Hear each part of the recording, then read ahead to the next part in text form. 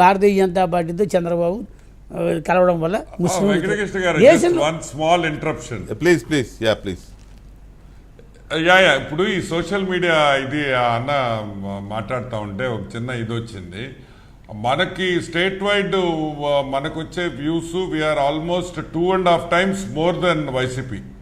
ఏది మనకన్నా I mean Telugu Desam party కన్నా ఆల్మోస్ట్ ఒక 300 ఛానల్స్ ఎక్కువ ఉన్నాయి వాళ్ళకి. అండ్ ఓకే మనకేమి ఫ్రెండ్లీ ఛానల్స్ అన్ని, మనకు వచ్చే friendly channel views we are around 2.5 times more than YCP as on today, as on yesterday.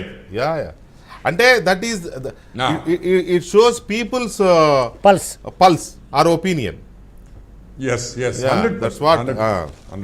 Please అంటే సోషల్ మీడియాని క్యాంపెయిన్ చేసుకోవడంలో కానీ, లేదంటే అధికార యంత్రాంగంలో తన మనుషులను జొప్పించడంలో కానీ ఒక ఫీల్ గుడ్ ఫ్యాక్టర్ ఈ 45 రోజులు జగన్మోహన్ రెడ్డి వస్తున్నాడు అనే ఒక ఫోబియా క్రియేట్ చేయడం.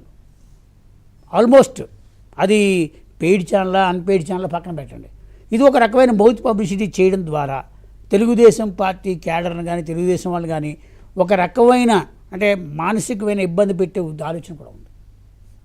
అంటే అది కూడా ఒక రకమైన సిస్టమేటిక్ క్యాంపెయిన్. మీరు అన్నది డెఫినెట్గా సిస్టమేటిక్ క్యాంపెయిన్ చేస్తే తెలుగుదేశం పార్టీ కేవలం ప్రజల్లోకి వెళ్ళి వాళ్ళు ఓటు హక్కు తెచ్చి ఇప్పుడు తెలుగుదేశం పార్టీకి ఉన్న సవాల్ ఏంటంటే ఓటు పోలింగ్ కేంద్రానికి వచ్చి ఓటు వేసేటప్పుడు నిర్భయంగా వెయ్యాలన్నది ఆలోచన వాళ్ళకి, ఓటు హక్కు వినియోగించిన వాళ్ళు చేయాలని. దాంట్లో మా సిఎఫ్డి వాళ్ళు కానీ సబ్జెక్ట్ తెర వెనక అతడే సార్, మీరు సబ్జెక్ట్ మళ్ళీ ఎటో పోయారు మాకు.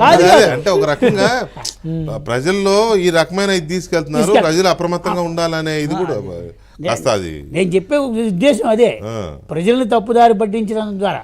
అంటే దీని తెర వెనక కూడా అతడే కదా, ఈ క్యాంపెయిన్ వెనక తెర వెనక కూడా అతడే. ఇప్పుడు ఐపాక్ ఎవరు మెయింటైన్ చేస్తారు? 100 కోట్లు పోసి ఆ 100 కోట్లు ఎక్కడి నుంచి వచ్చినాయి? జనం సొమ్మే. ఐపాక్ సృష్టికర్త అదే కదా. సో ఓవరాల్ గా ఏంటి అని అంటే ఈ రకమైన ఒక మ్యానిపులేషన్స్ జరుగుతూ ఉన్నాయి. ఈ తెర ముందు ఉండి మాట్లాడేవాళ్ళు, లేకపోతే అవినీతికి పాల్పడుతున్నారు, అరాచకాలు చేస్తున్నారు అనే వాళ్ళందరూ డెఫినెట్గా చేస్తున్నారు, వాళ్ళందరూ భాగస్వాములే. కానీ వీళ్ళందరికీ రింగ్ లీడర్, రింగ్ మాస్టర్ చేయిస్తున్నది అంతా అతడు లేకపోతే రమణారెడ్డి గారు అన్నట్టు వారి బెటర్ హాఫ్, వారి భాగస్వామి, జీవిత భాగస్వామి అది రమణారెడ్డి గారు. మొత్తం మీద అతడే.